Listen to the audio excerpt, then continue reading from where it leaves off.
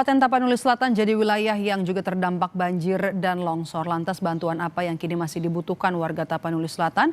Kita tanyakan kepada Bupati Tapanuli Selatan, Gus Irawan Pasaribu. Selamat siang, Pak Bupati. Ya, selamat siang, Mbak. Oke. Saat ini apa saja bantuan yang paling dibutuhkan warga di sana? Tadi juga kan Bapak mendampingi Wakil Presiden pada saat kunjungannya ke Tapanuli Selatan. Apakah sudah disampaikan apa saja bantuan yang dibutuhkan warga? Terima kasih. Dan kami masyarakat Tapsel mengucapkan terima kasih buat Bapak Wakil Presiden yang langsung meninjau dan langsung beliau tadi berdialog, beliau mencatat baik apa-apa yang kemudian dibutuhkan oleh masyarakat kami. Tadi beliau berkesempatan mengunjungi daerah yang paling parah itu di Garoga.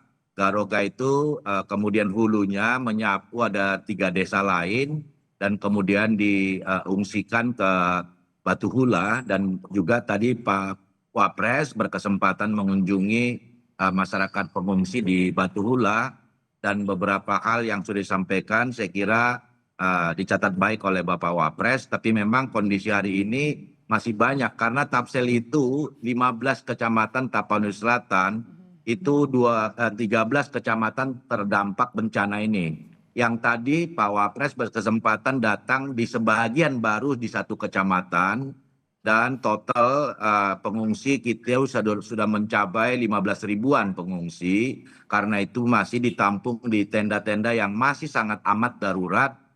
Karenanya kami masih butuh tenda-tenda yang lebih standar. Untuk kemudian kami khawatir karena ini sudah hari keberapa ya, 9-10 hari mereka ada di sana, tentu imun dan seterusnya itu sudah semakin menurun.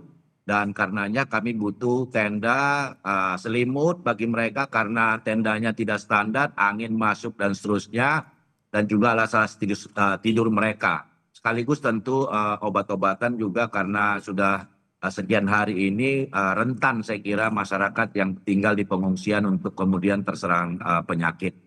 Selebihnya tentu adalah logistik karena kami harus mendistribusikan ke 13 kecamatan untuk menjangkau 15 ribuan pengungsi kami yang ada di penampungan sementara. Saya kira juga mohon kepada BNPB, saya kira udah butuh ada istilahnya hutara, hunian sementara. Kalaupun bukan tenda, mungkin bisa dibangun hunian sementara yang kami sekarang kemudian bisa berkomunikasi untuk mencari tempat. Kami berharap PTPN akan mendukung karena beberapa desa kami itu berbatasan dengan PTPN. Bahkan ada di 1 desa, tapi kecamatan yang berbeda tempat saya sekarang, Batang Toru, ini kan yang terbanyak korbannya 42 korban meninggal. Tetangganya ada namanya Angkola Sangkunur, itu ada 35 korban meninggal. Dan itu ada terpusat di 1 desa yang itu tertimbun oleh runtuhan kebun sawitnya PTPN, itu korban meninggalnya sampai 26 orang. Dan saya kira beberapa desa kami memang sudah nggak bisa dipertahankan. Karena itu mungkin bisa pihak PTP memberikan tanah untuk kebutuhan huntara, hunian sementara untuk masyarakat kami, dan itu disarankan oleh BNPB juga. Karena itu jauh lebih layak daripada kemudian tenda-tenda sementara tempat mereka menampung sekarang. Nah, gitu. Begitu, Mbak. Oke, kita bahas sekarang soal korban Pak. Tadi ada 15 ribu orang ya yang mengungsi ya. Kalau untuk korban tewas, kemudian juga korban luka yang masih dirawat, dan juga korban hilang sampai saat ini datanya Pak? Ya, korban yang sudah teridentifikasi bagi kami yang meninggal itu ada 81 orang. Lalu yang masih dalam pencarian, laporan masyarakat yang keluarganya hilang itu ada 33 orang. Lalu ada 80 orang masih dirawat. Dan itu sekitar hampir separuh-separuh dengan sakit yang lumayan berat maupun sedang. Dan selebihnya tadi ada di pengungsian-pengungsian. Demikian Pak data terhadap korban. Dan juga yang mengungsi itu beberapa saya kira sampai sekitar 3.000 kepala keluarga lah sekarang yang pengungsian, yang jumlah jiwanya sekitar 15.000 jiwa berada di pengungsi-pengungsi di di tempat tenda-tenda sementara sekarang. Setelah menyampaikan apa-apa saja bantuan kepada Wakil Presiden yang melakukan kunjungan hari ini ke Tapanuli Selatan, janjinya kapan nanti bantuan dari pusat akan turun? Ya memang kan ini ada tahapannya ya, kita sekarang ada di tanggap darurat. Kami masih terus didampingi oleh BNPB dari pusat di Tapanuli Selatan. Memang nanti akan ada tahap berikutnya, tetapi kami sudah mempersiapkan. Tadi perintah Bapak Wakil Presiden supaya didata masyarakat-masyarakat yang kehilangan rumah. Kalau Garoga itu memang sudah rata, semua masyarakat di sana itu kehilangan tempat tinggal, dan juga keluhan mereka di 4 desa yang terdampak di satu kecamatan Batang Toru, yang satu aliran sungai banjir bandang dari Garoga itu juga kemudian mengeluhkan di samping soal tempat tinggal rumah, juga di sana kan persawahan, Mbak. Jadi mereka baru tanam kurang lebih 2 minggu, itu tersapu habis semua, dan juga ladang-ladang mereka itu mereka kemudian keluhkan tadi kepada Bapak Wakil Presiden. Tapi Bapak Wakil Presiden saya kira mencatat dengan baik dan mencoba mempercepat proses nanti untuk hunian-hunian sementara yang kemudian ada programnya di BNPB. Oke, di Tapanuli Selatan masih ada daerah-daerah yang terisolir tidak bisa dijangkau. Lalu bagaimana juga update perkembangan pencarian 33 orang yang masih hilang, Pak Bupati?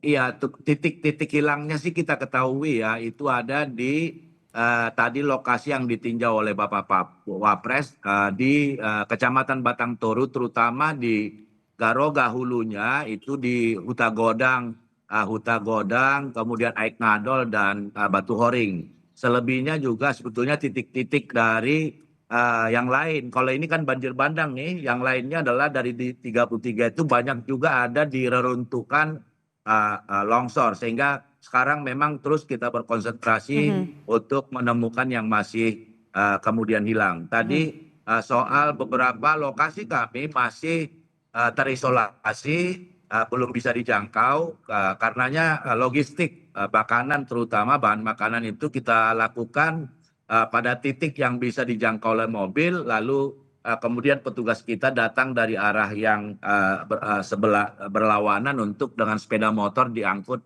logistik untuk mencapai masyarakat kita. Nah memang listrik masih bermasalah di beberapa lokasi, tapi kemarin juga sudah datang Bapak Menteri SDM, Pak Balil, juga sekaligus Dirut Pertamina, dan juga kemudian Dirut PLN sudah kita laporkan. Nah ini Mbak, ini yang masalah besar antara lain sekarang itu adalah soal BBM. Bahwa BBM ke Tapanuli Selatan, bahkan ke Tapanuli bagian selatan, itu datangnya dari Sibolga. Depo Pertaminanya ada di Sibolga. Tapi kan ini terputus nih. Tadi Bapak Wapres juga menyampaikan akan segera mempercepat untuk interkoneksi, konektivitas Tapsel dengan Tapanuli Tengah, karena ini sangat penting. Karena ada banyak bahan yang ada di Tapsel, kami nggak bisa kirim ke Tapanuli Tengah, kami butuh BBM dari Tapanuli Tengah, depo Pertamina dari sana, tapi karena putus jalan tidak masuk ke sini, gitu ya. Nah, lalu gas, misalnya pasokan gas di Tapsel tidak ada masalah, itu bisa juga masuk ke Tapsel, maka sangat vital sesungguhnya menghubungkan Tapanuli Selatan dengan Tapanuli Tengah. Nah ini khawatir kita, dampaknya sebetulnya Kota Sidempuan ya ada sedikit banjir, tetapi di daerah Tapanuli bagian selatan ada Mandailing Natal, ada Palas Paluta. Palas Paluta ini nggak ada terjadi apapun bencana, tapi kelangkaan minyak juga terjadi di sana. Jadi kami kesulitan, semua alat berat yang ada di Tapsel, semua dikonsentrasikan adalah untuk evakuasi dan membuka akses. Itu baru bisa berjalan kalau BBM-nya tersedia, begitu loh. Tetapi sementara di SPBU yang ada di Kabupaten Tapanuli Selatan, daerah tetangga kami Kota Sidempuan, itu kemudian dipenuhi oleh masyarakat pengguna BBM, pengguna kendaraan untuk mengisi BBM-nya. Jadi nggak bisa juga kami ambil berjerigen misalnya, itu masyarakat di sana akan marah karena mereka berjam-jam mengantri untuk mengisi kendaraannya, begitu. Jadi ini saya kira harus mendapat perhatian ekstra supaya BBM ini bisa kita kemudian selesaikan agar proses evakuasi, proses membuka konektivitas yang masih tertutup alat berat kami biar bisa beroperasional. Baik. Begitu. Baik, baik. Terima kasih sudah bergabung bersama kami. Gus Irawan Pasaribu, Bupati Tapanuli Selatan. Semoga nanti bantuan yang sudah tiba pun bisa didistribusikan dan juga masyarakat segera bisa menggunakan bantuan-bantuan yang akan didistribusikan. Terima kasih sudah bergabung bersama kami, Bupati Tapanuli Selatan. Sehat selalu.